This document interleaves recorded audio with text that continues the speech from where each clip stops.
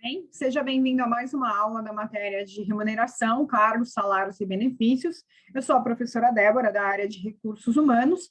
A aula número 3 é sobre administração salarial. Eu continuo recomendando o livro do professor Chiavenato, e toda essa aula foi baseada neste conteúdo. É uma aula também que eu recomendo para os estudantes de graduação, especialmente gestão de RH, mas caso você esteja no momento mais avançado dos seus estudos, também essa matéria vai te trazer alguns fundamentos de base da matéria de administração salarial. Conteúdo programático da aula de hoje é remuneração, compensação e administração, conceito de administração de salários, o que é o equilíbrio interno e o equilíbrio externo, os objetivos da área, sistema de administração de salários, as áreas envolvidas neste processo, critérios de administração de salários, tipos de compensação, o que é o salário da ótica do indivíduo, da empresa e da sociedade e o composto salarial. Falando inicialmente aqui para vocês o que é a área de administração de cargos e salários, como ela é conhecida, a gente começa primeiro sobre quais são os nomes que essa área pode levar. Geralmente aqui no Brasil a gente escuta falar sobre a administração de cargos e salários ou a famosa área da REMU. A área da REMU é a redução da palavra remuneração. Então são as duas áreas que são mais comuns, os dois nomes para a área que são mais comuns aqui no Brasil. Você escuta falar também sobre compensação, área de compensação e benefícios, mas eu acho que é um pouco mais restrito. Você pode ouvir falar também sobre Compembem, e aí Compembem vem de compensação e benefícios. Geralmente a gente usa Compembem quando a empresa ela tem ali muito contato com outros países, geralmente uma empresa multinacional, que de tanto usar a expressão em inglês, compensation and benefits, acaba usando também para chamar a área. Mas normalmente a gente usa mais remuneração ou administração de cargos e salários. Falando um pouquinho para vocês o que é o conceito de administração de salários, o professor Chiavenato traz aqui na página 39 o que é o conceito dessa área, que é basicamente uma área que cria e desenvolve um conjunto de normas e procedimentos que tem como objetivo estabelecer e manter uma estrutura de salário justa e equilibrada, tanto para dentro, que é tanto comparando com demais cargos da organização, como externamente, comparando com o mercado. Se a gente for falar em outras palavras aqui, basicamente a área de administração de salários, ou a área da REMU, ela é responsável por organizar os cargos e os salários dentro da empresa. Como assim organizar, Pro? Basicamente, a gente conseguir explicar, né? Por que determinada pessoa ganha tanto, por que determinada área ganha tanto e por que a gente tem um critério de promoção XYZ. Basicamente, é estabelecer procedimentos, critérios, normas, para que a gente possa seguir. E uma vez que a gente segue, não é? Acho que eu tomei uma decisão por acaso, a gente consegue criar uma estrutura lógica, uma estrutura justa, uma estrutura equilibrada, que a gente consiga dar previsibilidade para os movimentos que vão acontecer dentro da empresa. Quando a gente fala de um olhar interno, o que a gente quer dizer com isso? A gente quer dizer que a gente tem que saber explicar por que uma área ganha tanto e uma área ganha tanto. Mas, Pro, existem diferenças entre salários dentro da organização por área? Sim, a gente não vai falar nessa matéria, é um tema um pouco mais complexo, mas quando a gente fala de metodologias comerciais, que são aquelas de grandes consultorias para aplicação em cargos e salários, vou dar um exemplo bem pequenininho que fala sobre a área que tem maior impacto no negócio. Geralmente, áreas que têm um grande impacto no negócio, elas tendem a ter uma remuneração maior do que as áreas que não têm tanto impacto no negócio. Ô, Pro, você me dá um exemplo? Dou sim. Vou dar dois exemplos fáceis. O médico dentro do hospital e o professor dentro da universidade. Então, são alguns exemplos que esses cargos, eles acabam tendo uma forma diferente de ser remunerado, porque sem eles o negócio não existiria.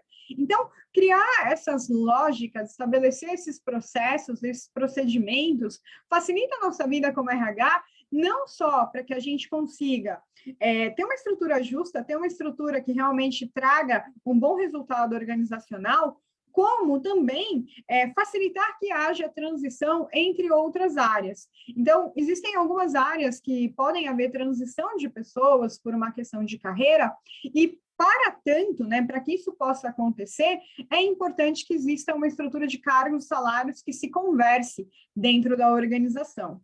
Quando a gente fala sobre a parte externa, não adianta nada uma empresa super olhar para dentro e, de repente, o concorrente pagar o dobro.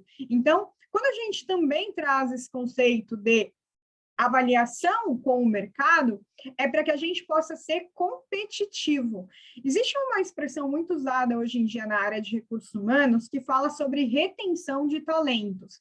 Retenção de talentos não tem a ver só com dinheiro. A gente retém uma pessoa quando a gente satisfaz uma necessidade dela, que pode ser carreira, pode ser qualidade de vida, pode ser proximidade com a casa dela, podem ser vários conceitos, mas também pode ser justamente a questão salarial. Então, para que a gente retenha os nossos colaboradores e a gente não se torne vulnerável com o mercado, a gente tem que ter também um olhar para fora. Eu vou explicar isso um pouco mais adiante. Quando a gente fala sobre o equilíbrio interno e o equilíbrio externo, vamos começar primeiro com a parte interna. Então, como eu falei para vocês, ali a gente tem que ter uma estrutura que a gente tenha clareza qual é a área que tem maior impacto no negócio, quais são as áreas que elas têm características específicas. Como assim características específicas? Hoje em dia, uma área que tem uma característica muito específica é a área de tecnologia da informação. Então, devido ao mercado ser bastante particular, às vezes é difícil você comparar um analista de TI com um analista de RH. Então, você precisa ter ali uma estrutura que possa ser medida de forma a respeitar as características de um cargo de RH e respeitar as características também de um cargo de TI. A área de RH, por exemplo, é facilmente comparada com uma estrutura da área de logística, com a estrutura da área de finanças, por exemplo. Então, você começa ali a criar critérios para que você consiga conversar estes cargos entre áreas. Hoje em dia já não é mais comum, em virtude até mesmo do e-social, mas há muitos anos a gente teve algumas empresas que colocavam lá o nome do cargo de analista. Analista de quê, Pro?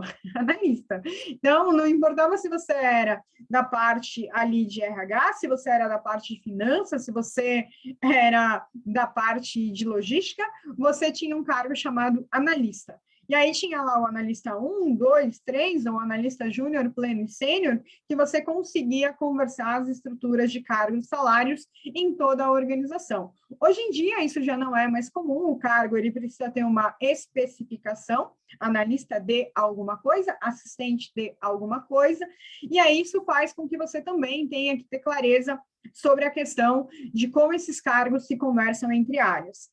Quando a gente fala do equilíbrio externo, a gente precisa observar não só as empresas na nossa região geográfica, né? Olhar, por exemplo, ali, você é de São Paulo, quais são as empresas aqui de São Paulo? As empresas da Grande São Paulo, as empresas, por exemplo, da região de Campinas, as empresas, por exemplo, da região de Montes Claros, as empresas, por exemplo, de Camaçari. Então, é importante a gente observar não só esse olhar regional, né, esse olhar ali na nossa região, como também olhar para as empresas que são os nossos concorrentes, podendo estar ou não estar nas nossas regiões. Para dar um exemplo, justamente esses exemplos que eu acabei de dar é o que eu mais gosto de dar. Você fala assim, Pro, é possível que uma pessoa que more lá no ABC seja abordada por uma empresa que está lá no Nordeste e essa pessoa ela vai por uma questão salarial maior? É sim, e vice-versa. Você tem aí algumas empresas químicas na região do ABC, de São Paulo, você tem aí algumas empresas químicas na região de Paulínia, de Campinas, e você tem algumas empresas químicas na região de Camaçari, Bahia. Então, eu não vou nem entrar em outros polos para não dificultar, mas você pode ter pessoas que transitem entre essas regiões. E aí, sim, você pode perder mão de obra qualificada para uma empresa que está lá do outro lado. Então, você tem que olhar não só para as empresas que estão na tua região, como também para as empresas que estão fora. Normalmente, essa análise de empresas concorrentes, não importando a região, tem muito a ver com cargos que são bem específicos. Então, por exemplo, os engenheiros químicos, como eu falei para vocês agora, é um exemplo. Engenharia elétrica também, tem alguns polos que você precisa cuidar. Existem alguns cargos que são bastante específicos e eles requerem um nível de blindagem do negócio muito alto. Por que blindagem? Porque justamente são cargos que têm a ver com o principal produto da empresa. Então, você pode ter aí concorrentes que querem levar os seus profissionais, não importa onde eles estejam, ok? Então, esse é um pouquinho do conceito do equilíbrio interno e do equilíbrio externo.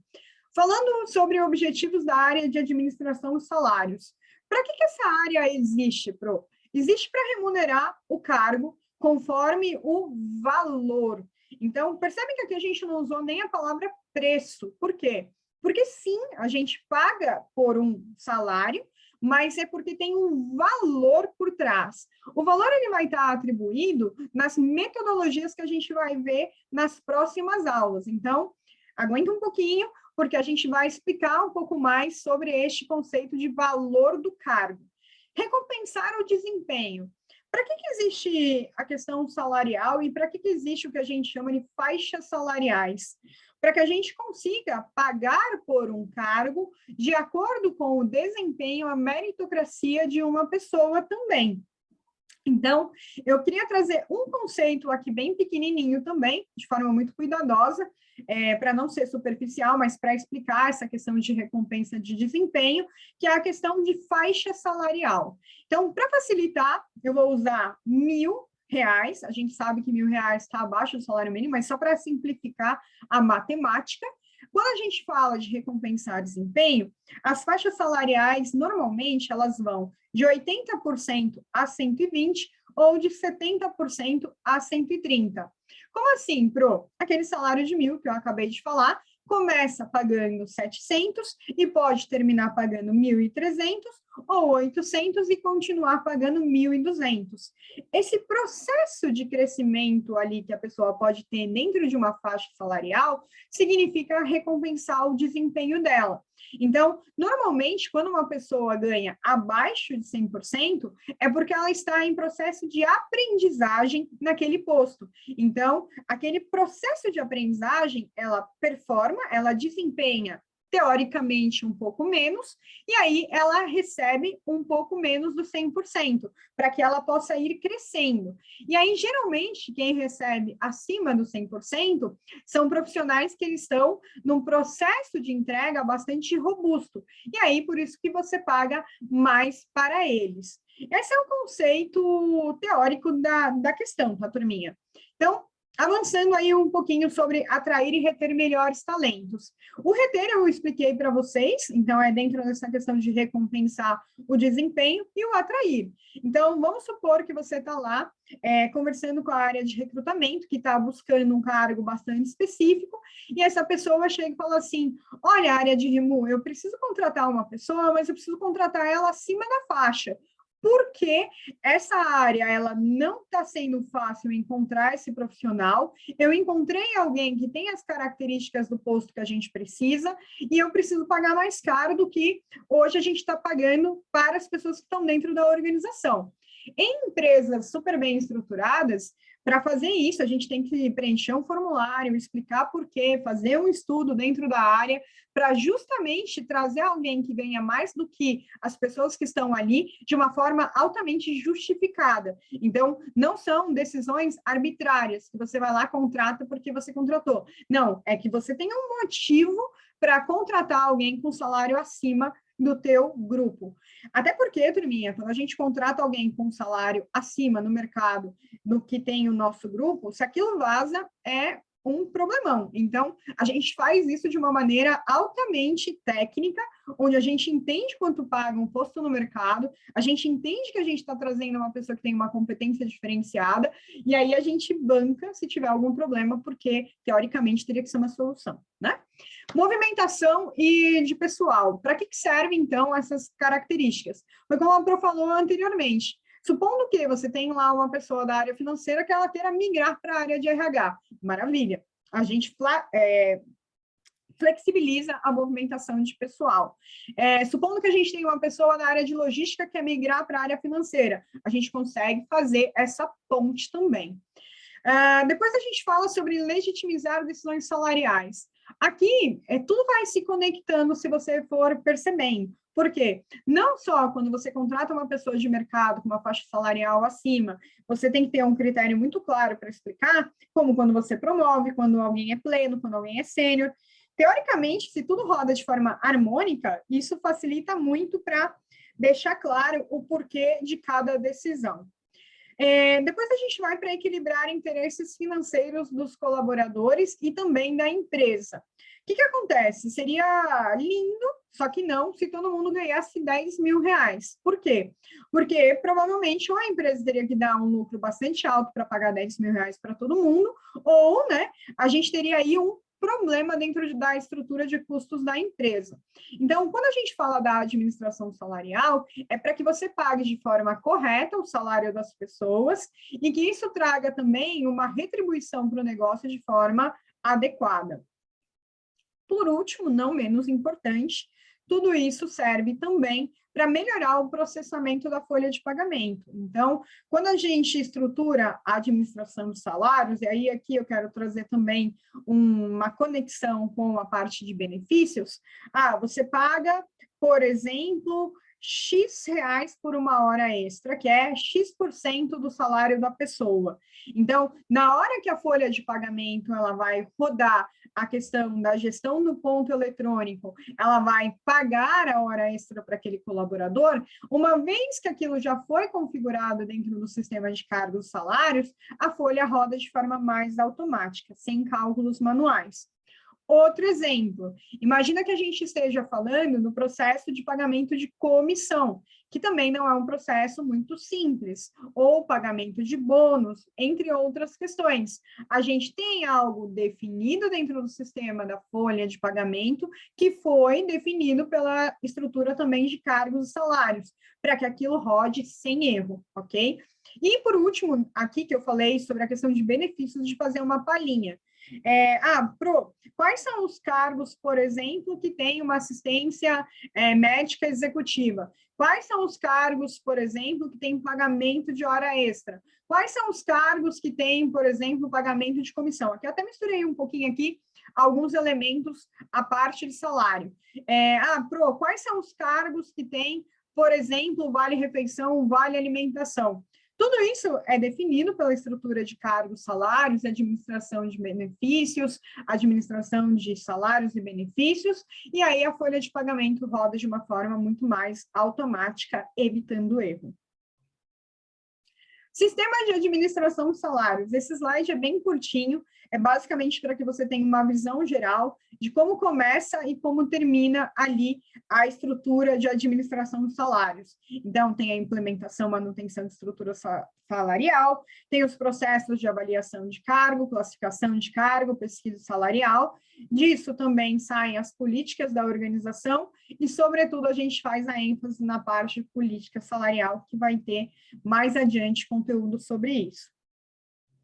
Áreas envolvidas na confecção e na administração salarial. Eu já fui explicando para vocês um pouquinho sobre isso, mas aqui eu vou dar um passo atrás. Então, a primeira área que eu entendo aqui, que é a área que gera alguns inputs super importantes para a criação de cargos, salários também, tem a ver com a área de relações trabalhistas e sindicais. Muita gente deixa essa área de fora. Só que, por que eu queria colocar essa área aqui até como primeira neste momento, nesta explicação? Por quê? Supondo que você trabalhe numa empresa que ela tenha um acordo coletivo sindical super robusto. O que é robusto, Pro? O que é um super acordo coletivo sindical? Existem aí alguns sindicatos que eles são os sindicatos que têm uma força de negociação bastante forte, como metalúrgicos, como os bancários, os comerciários. Estou dando alguns exemplos. Esses sindicatos, eles definem algumas características mínimas para aquela categoria. Então, se vai ter participação nos lucros ou não, quais são os benefícios do setor, como que você vai remunerar em relação ao salário mínimo setorial, entre outras questões. E aí a gente não pode esquecer de falar que é o aumento daquela categoria, que ele vai ser, muitas vezes, o aumento real, que é a correção da inflação, mas ainda um aumento que eles definam como necessário. O que acontece? Essas características, elas são fundamentais para que a área de remuneração ela consiga fazer os estudos econômicos. Então, uma coisa é se a sua empresa tem ali R$ 1.000 de participação no lucro. Outra coisa é se esse número é muito maior do que isso. Então, tudo isso vai definir a estrutura de custos de cargos e salários dentro da sua estrutura. E aí, você vai precisar dessa informação para definir também pacotes de benefícios, entre outras características. Quanto que vai sobrar de dinheiro, por exemplo, para campanhas de mérito, entre outras coisas que aqui começa a ficar um pouquinho mais complexo. Então, basicamente, a estrutura de relações trabalhistas e sindicais, ela vai ajudar a remuneração a definir a parte ali dos salários, quais são os montantes que a empresa pode trabalhar para incremento de salários, para incremento de benefícios. A área de departamento de pessoal, eu já dei exemplos nos slides anteriores, que é justamente a área que facilita todo o processo de gestão da folha de pagamento, configurando no sistema para que tudo seja executado de forma perfeita e impecável. Para você, talvez deve ser uma surpresa estar a área de desenvolvimento organizacional aí. E aí eu queria trazer para vocês um pouquinho o que eu entendo sobre essa parte também. A parte de desenvolvimento organizacional é a área que geralmente olha para o futuro da organização. Então, a área de desenvolvimento organizacional geralmente cuida de processos de estagiários, de trainees, processos de desenvolvimento de liderança. Então, ela consegue trazer alguns elementos sobre o quanto que a organização ela vai precisar de determinadas características, de determinadas competências no futuro. E aí, de que maneira também que ela vai conseguir administrar as necessidades do negócio. Então, por exemplo, algumas empresas elas determinam a parte de estágios específicos ou processos de trainees específicos, justamente para conseguir contratar profissionais que tenham ainda um baixo nível de experiência profissional, para que eles possam entrar no começo das faixas salariais e eles possam ir crescendo, ok? Então, é todo um estudo que é feito, não só com a área de remuneração, não só também com o olhar da visão trabalhista, para você falar assim, eu vou pagar tanto para um trainee. Esse trainee vai ter uma curva X de carreira, para que você consiga fazer também a roda girar de uma maneira harmônica. Ok? Então, esse é um pouquinho do olhar das áreas envolvidas. Critérios da administração de salários. Então, primeira coisa é definir normas, né? Normas para análise, avaliação e classificação. Este pedacinho a gente vai falar nas próximas aulas, que, por sinal, são bastante complexas. Levantamento e análise de estruturas de cargos. Então, você precisa ir em cada área, e essa área aqui, esse pedacinho aqui, eu acho legal você dar uma olhada na estrutura da aula 2 de plano de carreira, para você entender o que é levantamento de estrutura de cargos ali também. Então, ali naquela aula eu citei o exemplo da secretária e eu citei o exemplo de um analista. Então, existem algumas áreas que elas têm características de cargos diferentes. Por exemplo, também a área de produção, ok? Depois a gente vai para a definição e aplicação de fatores de avaliação aos cargos analisados. Também eu espero que vocês possam assistir às próximas aulas e a gente vai falar mais sobre avaliação de cargo. Classificação de cargos em faixas salariais. Classes e faixas salariais. A gente não vai entrar tanto nesse nível de detalhe nessa matéria de graduação, mas tem a ver com o que a Pro falou lá, dos 70% a 130% e 80% a 120%. Também em relação a pesquisa salarial, com que frequência vai ser feito, como vai ser feito, quando vai ser aplicado o resultado da pesquisa salarial, tudo isso são critérios que a área precisa se parametrizar para fazer a boa gestão. E aí, por último, mas não necessariamente nessa ordem, né? A gente está trazendo aqui todas as características que o professor Chavenato aborda, a avaliação de dados de forma interna e externa. Então, você levantou tudo isso? Maravilha. Você olhou para a pesquisa de mercado? Fantástico. Aí você tem que fazer com que tudo isso se transforme em um nível de conhecimento do negócio para você tomar decisões salariais. Tipos de compensação. O professor Chavenato traz ali na página 31 um pouquinho das explicações em relação à compensação. Então, compensação é como você é compensado pelo esforço que você faz ali pela empresa diariamente. E aí, ele divide em compensação financeira e não financeira. Vou começar pela não financeira, que ela é mais fácil. Bro, por que você escuta as pessoas trabalharem em uma determinada empresa? Turminha, por motivos diversos. Eu trabalho numa empresa porque toda a minha família trabalhou lá. Eu trabalho numa empresa porque eu sou apaixonado pelo que ela faz. Eu trabalho numa empresa porque eu amo a causa daquela empresa. Eu trabalho naquela empresa porque ela é estável. Eu trabalho naquela empresa porque... Não sei, de repente eu não sei. Então, tem motivos diferentes porque as pessoas trabalham nas empresas, mas geralmente também tem a ver com fatores não econômicos, não financeiros. Elas se sentem ali, de alguma maneira, apreciadas, elas se sentem conectadas com o propósito, com o sentido daquela organização. Isso é o que a gente chama de compensação não financeira.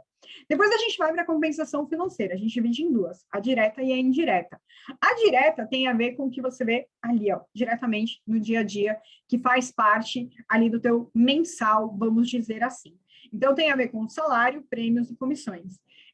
Se você é RH, você sabe que é meio difícil explicar para a pessoa. Salário é aquela linha, o resto não é salário. Mas, enfim, é só aqui uma reflexão de quem é RH para a gente explicar para a pessoa que salário é uma linhazinha. Todo demais são outras características de compensação. Prêmios e comissões, eles têm a ver com metas a serem atingidas. Então, elas também têm ali uma questão de ser direta, mas elas não são como salário, porque elas têm aí essa variação, ok? Por último, a gente traz ali a compensação financeira indireta. O professor Chavenato traz que isso tem a ver com a convenção coletiva, mais benefícios. E ali também tem aqui, por exemplo, férias, alguns fatores que são de obrigatoriedade legal. As pessoas, às vezes, elas colocam aquilo na conta, mas ela não deve ser ali necessariamente inserido na conta, né? Para você entender o que é salário. Você pode trazer isso como uma compensação total, mas o salário, lembrando, é uma linhazinha. Férias, obrigatório por lei, gratificação ali, a empresa acaba podendo dar ou não. Você tem ali horas extras que podem acontecer e dependendo de cada sindicato pode ter ali uma variação, não só o sindicato como também em diferentes locais do Brasil o valor das horas extras pagas. Você tem ali adicionais, como adicional de insalubridade, periculosidade, responsabilidade técnica, alguma coisa desse tipo. 13º também obrigatório por lei. E aí você pode ter outros. Como assim outros? Deve ter 14º, algumas outras características ali que a empresa também paga. Eu também posso trazer aqui para vocês, como, por exemplo, a previdência privada, quando a empresa paga a previdência privada do colaborador. Por quê? Porque aquele dinheiro vai somando dentro de uma conta. Apesar de você não poder retirá-lo de forma mensal, se você sai, você pode levar esse dinheiro também na empresa. Então, aqui são algumas características de compensação. Salário. Aqui é a questão chave da nossa matéria.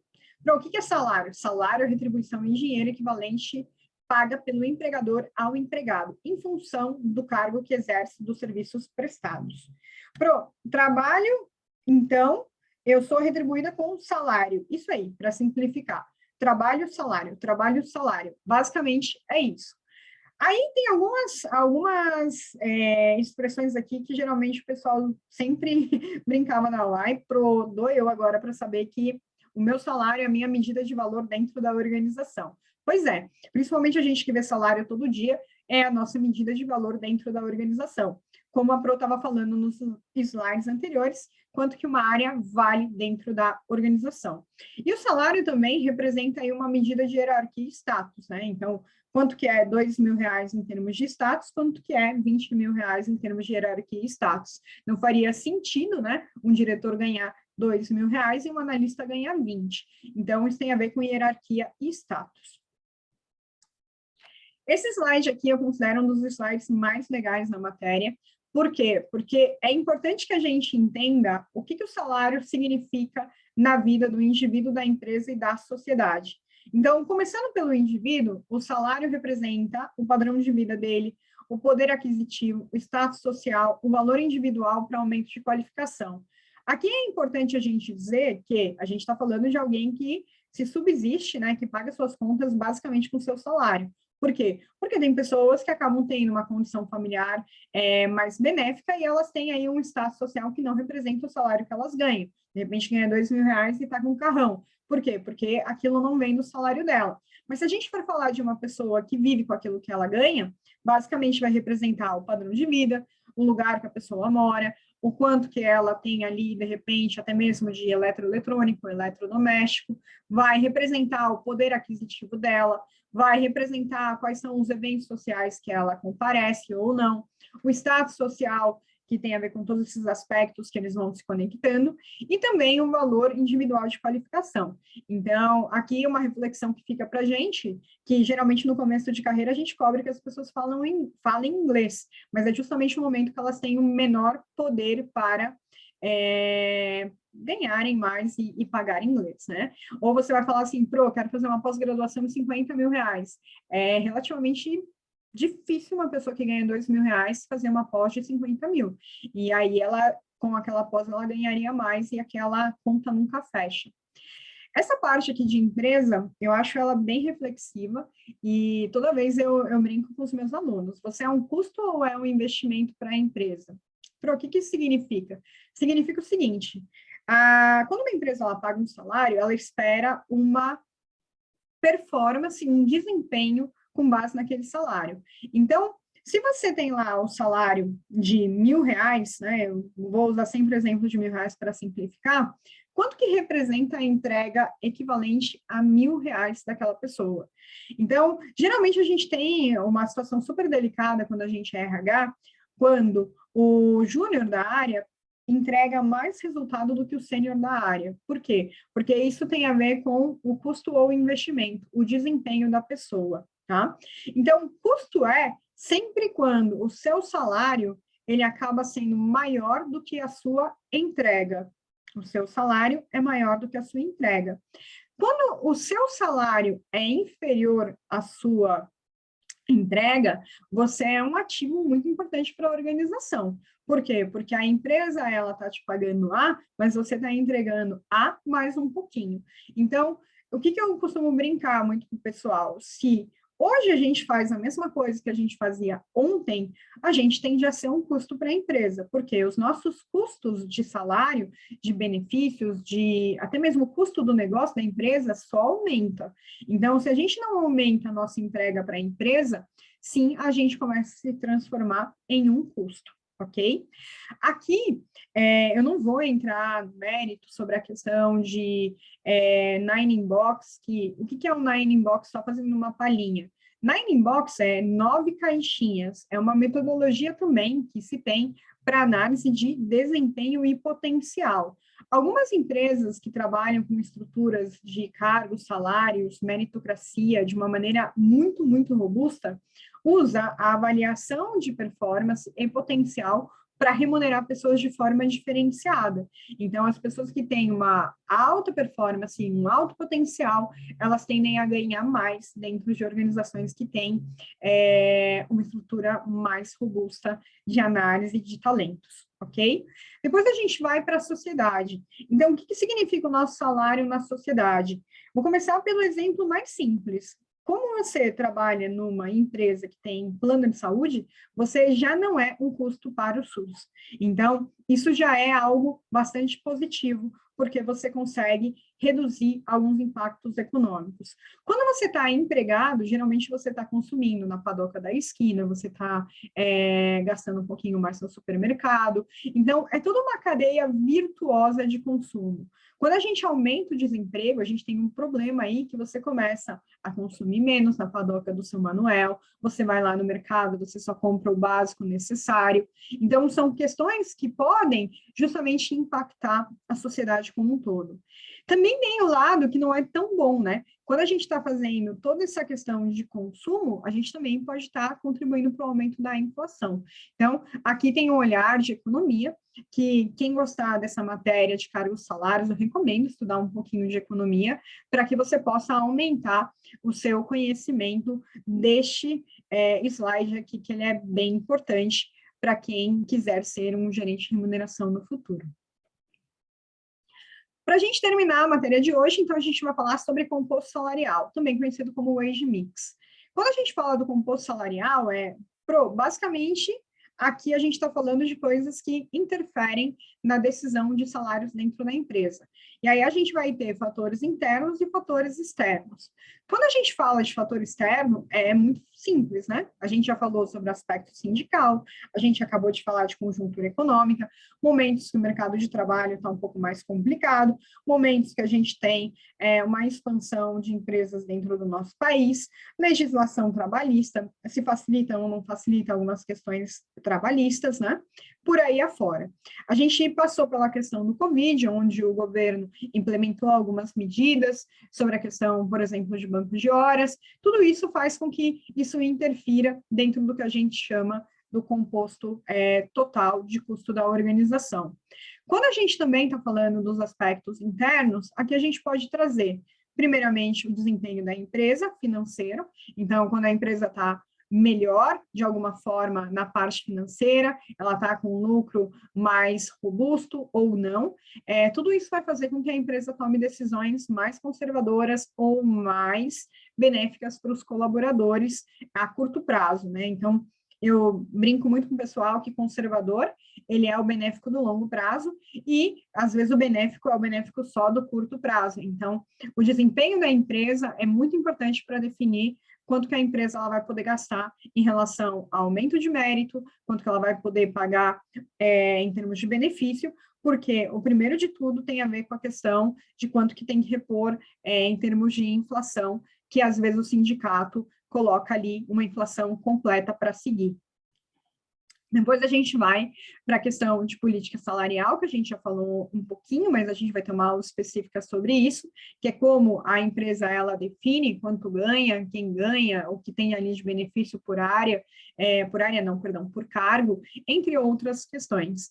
E por último ali a tipologia de cargo, que é quais são os cargos que existem, quais são os saltos que tem em cada estrutura de áreas, então são características ali que vai definir o seu composto salarial. Então, para a aula de hoje, esses eram os conteúdos, é uma aula densa, uma aula complexa, se você chegou até aqui, muito obrigada, se você tem alguma dúvida, deixa nos seus comentários, assiste, se for o caso, mais uma vez essa aula, porque realmente ela vai ser importante para as demais partes que vêm.